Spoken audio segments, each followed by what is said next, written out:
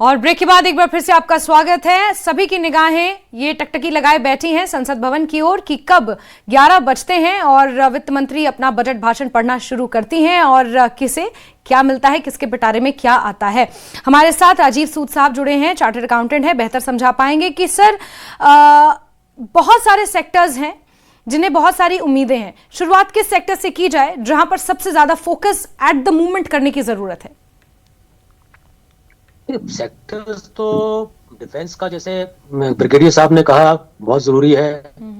Education एक बहुत बड़ा महत्व रखता है। एजुकेशन में भी पैसे जो है उसमें बजट में अगर ये प्रावधान हो तो एक अच्छा संकेत जाता है। पर आज की डेट में जो हम ग्लोबल अनसर्टेनिटीज के साथ जो जूझ रहे हैं और इकोनॉमी जो है हमारी दौड़ नहीं रही है, ठीक है, स्लो डाउन नहीं कर रही, पर जैसे दौड़नी चाहिए वैसे नहीं चाहिए, तो एक कॉशन के साथ चलना पड़ना चाहिए हमें।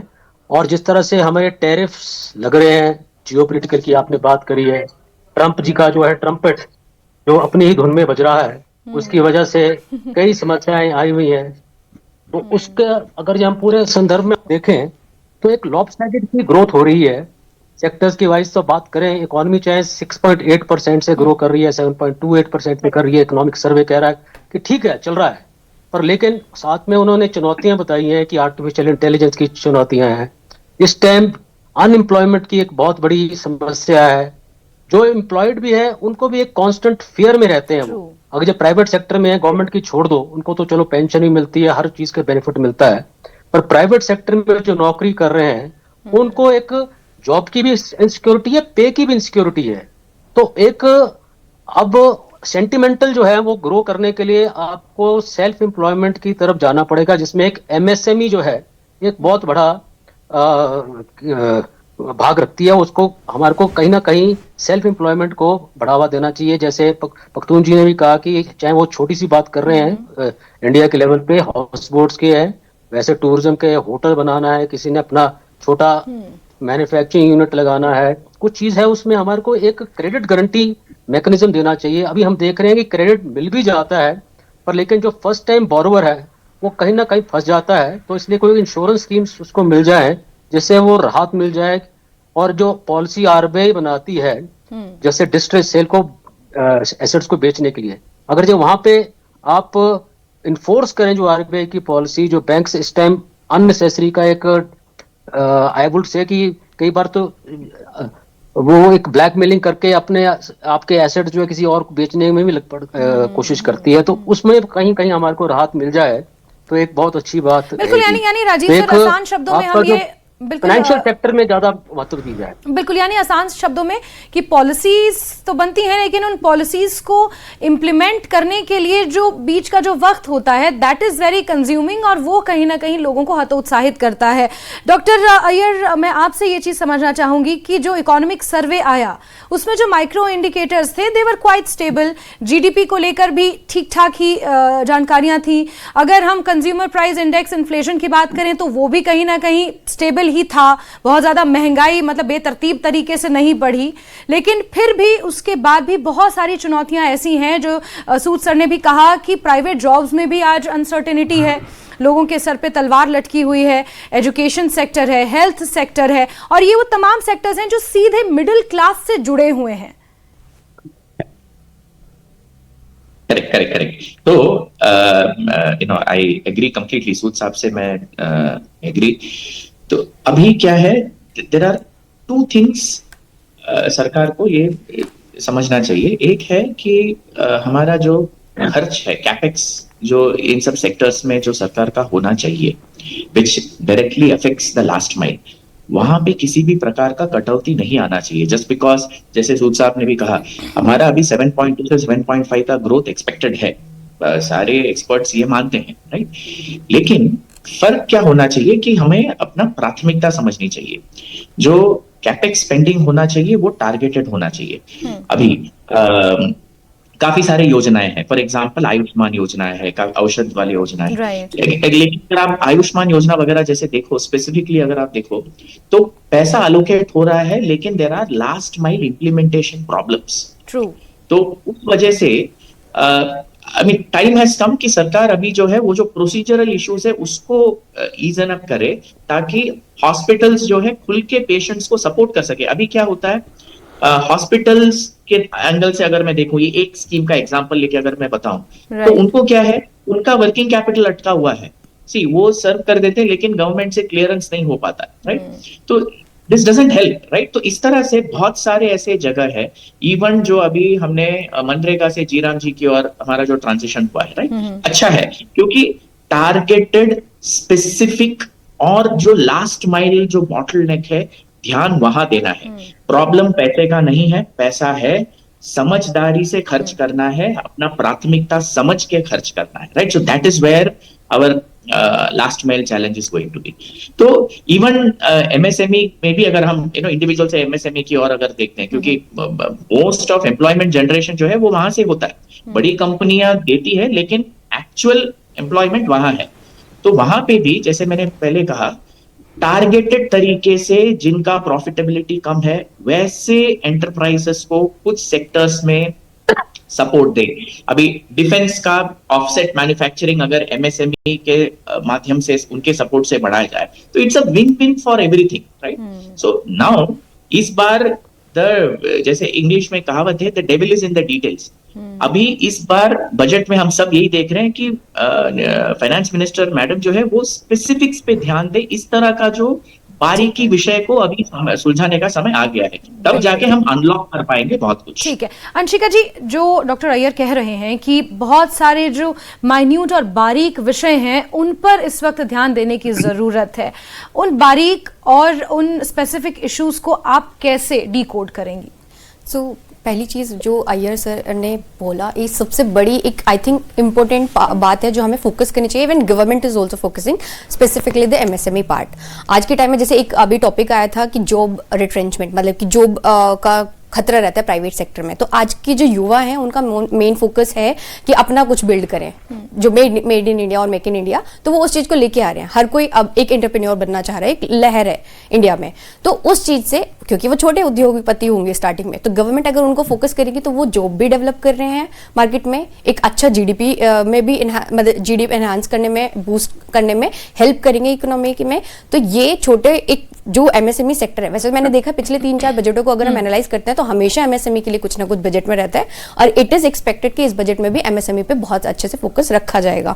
अदर देन दैट, एक चीज जो है गवर्नमेंट का मेन फोकस इस बार मतलब हमेशा से, अभी 2014-7 बहुत ज्यादा दूर नहीं है एक डेवलप्ड नेशन बनाने के लिए। तो बहुत सारी चीजें हैं जो अभी डेवलपिंग ही स्टेज में चल रही हैं, और उसको डेवलप्ड बनाने में बहुत सारे फैक्टर्स गवर्नमेंट को ध्यान में रखने पड़ते हैं। तो बहुत सारे लोगों का उम्मीद ये होता है कि कैश में हमारे हाथ में बहुत सारी चीजें हैं तो बजट अच्छा है, अदरवाइज बजट अच्छा नहीं है। बट इस गवर्नमेंट का मैंने फोकस देखा है कि हमेशा जो बजट का आता है उसका मेन फोकस होता है लॉन्ग टर्म इन्वेस्टमेंट, मतलब लॉन्ग टर्म के लिए वो सोच के चलते हैं, not for the short term. आज के बजट में हो सकता है आपको इंडिविजुअली ये लगे कि आपको कुछ बेनिफिट नहीं है, बट होलसेल इंडियन इकोनॉमी को अगर आप देखेंगे तो बहुत छोटी छोटी चीजों पर ध्यान रखकर ये बजट को प्रिपेयर किया जाता है, और उसमें छोटी छोटी चीजों को मतलब धीरे धीरे ठीक किया जा रहा है। फॉर एग्जाम्पल, जैसे पिछली बार एआई में, अभी एआई इज द मार्केट में सबसे ज्यादा all over the world market में है, तो मार्केट में गवर्नमेंट ने एकदम से एक्शन प्लान लिया और एआई के लिए भी बजट अलग से प्रिपेयर किया। इस बार भी चांसेस हैं कि कुछ एडिशनली उसमें आएगा। तो एजुकेशन सेक्टर में जैसे पिछली बार इंटर्नशिप इंक्लूड किया था, छोटे जो आंगनवाड़ी वर्कर हैं या फिर कुछ जो स्मॉल वर्कर्स हैं उनके लिए कुछ इंश्योरेंस स्कीम लेके आई गई थी, तो उन लोगों को बेनिफिट दिया गया था, पीएलएसआई में बेनिफिट दिया गया था। तो इस टाइप के छोटे छोटे वर्कर्स को भी ध्यान में रखा जाता है, और the best part is MSME पे फोकस करना बनता है, और ये युवा की डिमांड भी है आई थिंक इंडिया में। बिल्कुल बिल्कुल। पख्तून साहब, आपसे मैं समझना चाहूंगी, क्योंकि डायरेक्ट टूरिज्म सेक्टर से आपका जुड़ाव है, और ऐसे में केंद्र की तरफ से टूरिज्म को सपोर्ट करने के लिए स्टेट के पास पैसा आता है, सरकार के पास पैसा आता है। बात पैसे के एलोकेशन की नहीं है, बात है कि क्या उस पैसे का टूरिज्म सेक्टर के लिए उस तरह से यूटिलाइजेशन हो रहा है, ग्राउंड पर इंप्लीमेंटेशन हो रहा है पॉलिसीज का जिनको लेकर जिक्र किया जाता है। हाउस बोट सेक्टर मैं समझती हूं कि बहुत लंबे समय से जूझ रहा है। इससे पहले तक लड़ाई ये थी कि अगर हाउस बोट खराब हो जाती है तो उसकी रेस्टोरेशन के लिए, उसकी रिपेयर के लिए तक आप लोगों को लड़ना पड़ा, जद्दोजहद करनी पड़ी है। देखिए, जहां तक ये हाउस बोट्स की बात है, अगर अभी भी हमें रिपेयर रेन्यूअल की जरूरत है तो हमें सालों लगते हैं परमिशन लाने में, तो फ्रीली हमें कुछ नहीं मिल रहा है, ईज ऑफ बिजनेस कहीं नजर नहीं आ रहा हमें। आजकल मतलब जो सिनेरियो चेंज है कि ईज ऑफ डूइंग बिजनेस जो अभी चल रहा है विद इन द कंट्री, मगर हमें हाउस बोट में कभी ऐसा कुछ लगा नहीं है। हमारी जो लाइसेंस है वो भी रिन्यू नहीं हो रही है। हमारी रिपेयर्स रिन्यूअल्स के लिए हमें कोर्ट में जाना पड़ता है, उसमें सालों लगते हैं, तब तक वो हाउस बोट खत्म होती हुई हो जाती है और लोग ये काम ही फिर छोड़ना चाहते हैं। अगर हम ओवरऑल टूरिज्म की बात करेंगे, लोग जूझ रहे हैं क्योंकि एक रिहेबिलिटेशन पैकेज की जरूरत है। जो अभी टूरिज्म बिल्कुल ठप है, इसमें जो हमारे बाकी लोग जुड़े हैं, ट्रांसपोर्टर्स हैं, शिकारा वाला हैं, गाइड हैं, होटलियर हैं, जितने भी लोग इसके साथ जुड़े हैं, सब बिल्कुल हाथ पे हाथ धरे बैठे हैं। और हम चाहते हैं एक टूरिज्म पॉलिसी बने जिसमें इन हालातों से लड़ने के लिए लोगों को एक असिस्टेंस मिले। और जो Kashmir is a well known tourist destination, यहाँ पे इतनी अनटैप्ड जगहें हैं जिनको डेवलप किया जा सकता है। खाली 2-4 जगहों को छोड़ के गुलमर्ग, पहलगाम, सोनामर्ग तो लोग बहुत बार घूम भी चुके हैं और रिपीटली आना भी नहीं चाहते हैं। कहते हैं कि बार बार एक ही चीज को देखना। हमारे पास इतनी वर्जिन डेस्टिनेशंस हैं, मैं कहता हूं कि लोग 10 दिन भी अगर यहाँ पे ठहरेंगे वो भी कम होगा, मगर उन पे फोकस करने की जरूरत है, उनको डेवलप करने की जरूरत है।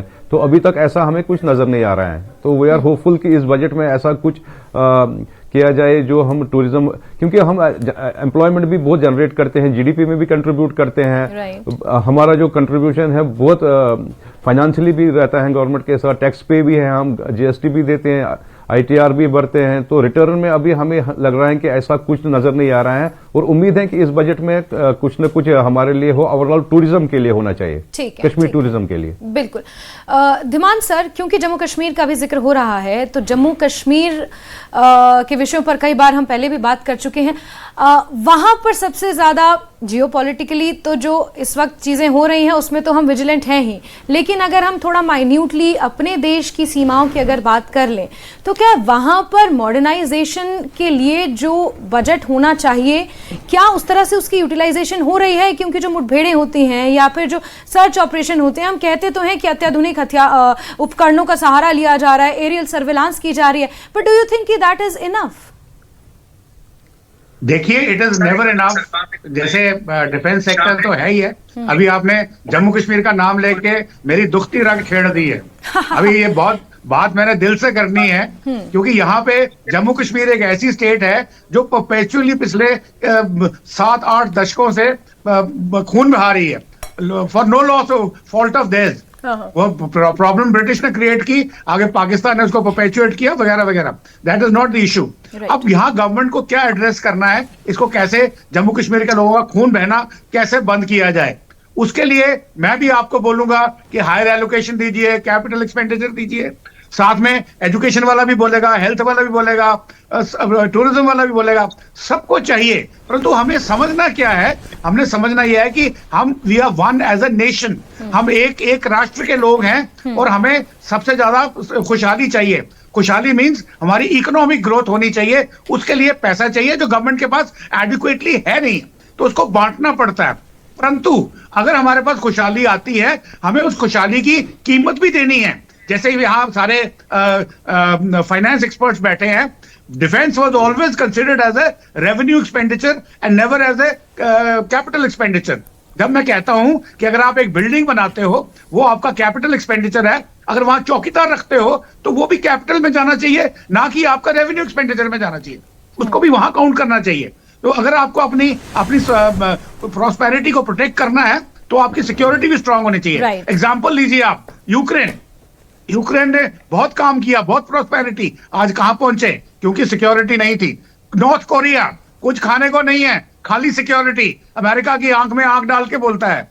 यही बात हमें भी समझनी है। अब मेरे पास जो सजेशन ये है, मैं ये बोलता हूं कि गवर्नमेंट के पास पैसा कम है, हम सबको मालूम है, हम सब गवर्नमेंट को क्रिटिसाइज कर सकते हैं, पर पैसा है कहां? बाकी वो इश्यूज हैं, इंप्लीमेंटेशन कैसे करनी है, करप्शन कैसे करनी है, ऑप्टिमाइजेशन, वो अलग बात है, पर पहले मनी की बात करते हैं। मैं कहता हूं ये क्यों नहीं हम जब सारे शहरी हम कॉम्प्रिहेंसिव नेशनल पार्क की बात करें कि एक रेडी वाला जो कुलचे छोले बेचता है वो भी जीडीपी को कंट्रीब्यूट करता है। अगर आप बोले मैं आपको प्रूव कर दूंगा, that is a different story, but the point is as a comprehensive national park हम सब लोग एक साथ हैं। तो फिर जैसे चीजें हैं इंश्योरेंस सेक्टर, जैसे मान लीजिए हेल्थ सेक्टर, ऐसे कुछ जो इश्यूज हैं यहाँ पे सब कुछ गवर्नमेंट से ही मांगे। जैसे मेरा आर्मी का था कॉन्ट्रीब्यूटरी हेल्थ स्कीम, मैंने पैसे दिए हैं परंतु उसको भी फ्री कर दिया गया बाद में। क्योंकि शायद कहीं से डिमांड आई होगी, या किसी पर्टिकुलर सेक्शन को किसी पार्टी को अपीज करने के लिए वो कर दिएगा। क्यों?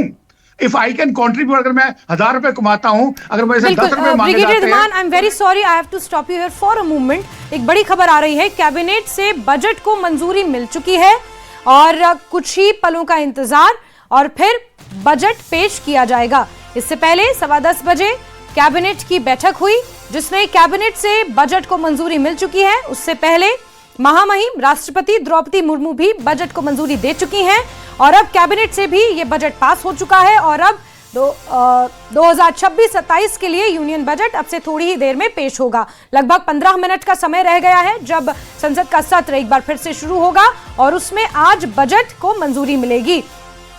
मंजूरी मिल चुकी है और बजट पढ़ना शुरू करेंगी वित्त मंत्री निर्मला सीतारमण। और ब्रिगेडियर दीवान, आप प्लीज कंटिन्यू करें। I am sorry, please. मैं एक सजेशन दे रहा हूं कि instead of getting dependent on government for everything, हालांकि गवर्नमेंट हमसे टैक्स लेती है, मैं मना नहीं कर रहा, वहां पे हम कंट्रीब्यूशन करें, क्योंकि हम सब एक हैं। ये नहीं है कि मैं अलग हूं वो अलग है, मेरे को ज्यादा चाहिए उसको ज्यादा चाहिए उसको मिल गया। इस चीज को छोड़ के अगर हम एक साथ होकर के गवर्नमेंट के साथ मिल करके सारी ऑपोजिशन पार्टीज भी एक ही पेज पे आ जाए, हालांकि मैं यूटोपियन बात बोल रहा हूं, but concept is definitely there which can be worked out, तो we'll all be better off. हमारे पास प्रोस्पेरिटी भी होगी, हमारे पास डिफेंस भी होगा, हमारी खुशहाली भी होगी। जैसे भारत सोने की चिड़िया थी, परंतु मोहम्मद गोरी, मोहम्मद कासिम, ये सब क्या करते रहे? सोने की चिड़िया लुट गई ना अल्टीमेटली। तो इसलिए दिमान सर, आई कंप्लीटली अग्री, लेकिन डॉक्टर अय्यर साहब, मैं आपसे ये चीज समझना चाहूंगी कि ये एक सेंटिमेंटल बात है जो ब्रिगेडियर साहब कह रहे हैं, it is entirely dependent on sentiment, लेकिन क्या ये वाकई प्रैक्टिकली पॉसिबल है? क्योंकि हमारी सोसाइटी तो बहुत सारे तबकों में बटी हुई है। एक वो तबका है जो बहुत ज्यादा हाई लेवल का है, एक वो तबका है जो बिल्कुल मिडिल क्लास है जिसकी सबसे ज्यादा उम्मीदें होती हैं बजट से, एक वो तबका है जिसको बजट से कुछ लेना देना ही नहीं है। वो जैसे कि ब्रिगेडियर साहब ने कहा कि वो छोले कुलचे की दुकान लगाता है, जीडीपी में कंट्रीब्यूट करता है, but he has nothing to do with the budget की। उसके लिए शायद आज नॉर्मल संडे है, उसके लिए उसको फर्क भी नहीं पड़ता कि बजट क्या है। yes. So सबसे पहले ब्रिगेडियर साहब, मेरा नमन। Very very valid points, right. क्या ये हो सकता है? See, we will argue it at different level. एक, अगर हम पॉलिटिकल लेवल पे ही देखें,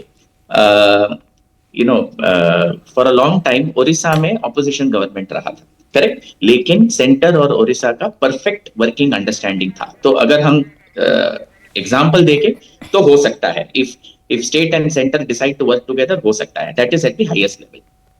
Next, अगर जैसे हम सर्जिकल स्ट्राइक की बात करते हैं on military front, Nirmala Sitharaman ji has been very very sharp. उन्होंने इतने कठिन से कठिन परिस्थिति में भी फिस्कल डेफिसिट को स्लिप होने नहीं दिया, right. Very tight control of fiscal deficit. तो अब क्या हो रहा है, अगर हम इकोनॉमिक सर्वे देखें, सेंट्रल गवर्नमेंट एकदम केयरफुल है, state government some of them, particularly non BJP rule states में अगर हम देखें तो बहुत ज्यादा ओवर स्पेंडिंग हो रहा है on that fiscal discipline is a little loose. अब क्या किया जा सकता है? The centre and the state has to come together. In fact even economic survey में भी वही है कि hereafter we have to look at consolidated number, कि हमारा पूरा भारत का सेंटर प्लस स्टेट मिलाकर हमारा डेट कितना है, डेफिसिट कितना है। सो विच मीन्स यदि सेंटर और स्टेट जिस तरह से जीएसटी के लिए काउंसिल बनाया and they came together and we have an example of how they are working together, right. लड़ते हैं लेकिन फिर भी we are progressing, we have made excellent progress on GST. तो उसी तरह when it comes to fiscal deficit managing, examples moving from MNREGA से जीराम जी, right, वहां पे भी अभी तो बहुत सारे जगह पे सेंटर स्टेट अगर साथ आए तो ही, जैसे इन्होंने कहा, पैसे हैं, इतना बुरा हाल नहीं है, पैसे हैं लेकिन एकदम ज्यादा भी नहीं है। तो अभी पॉइंट ये है कि centre and state have to come together and carefully spend every rupee targeted, तब जाके we can move the needle. बिल्कुल बिल्कुल, ये जो तमाम बातें डॉक्टर अय्यर साहब आप कह रहे हैं, इसमें कोई दो राय नहीं है कि सेंटर और स्टेट को एक साथ आने की ज़रूरत है और जो तमाम चीज़ें आपने कही, लेकिन वही सेम चीज़ अगर मैं हिमाचल के संदर्भ में देखूं तो हिमाचल में जो रेवेन्यू डेफिसिट ग्रांट है 2021 के बाद से वो उस तरह से नहीं मिल रही है। सरकारें उसके लिए जद्दोजहद कर रही हैं।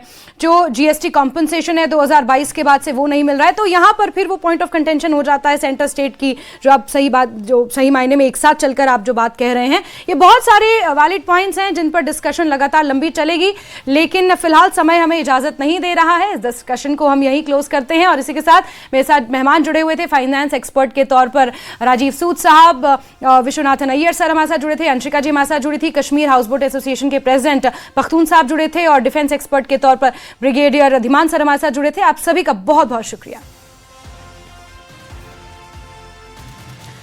तो अब से कुछ ही देर बाद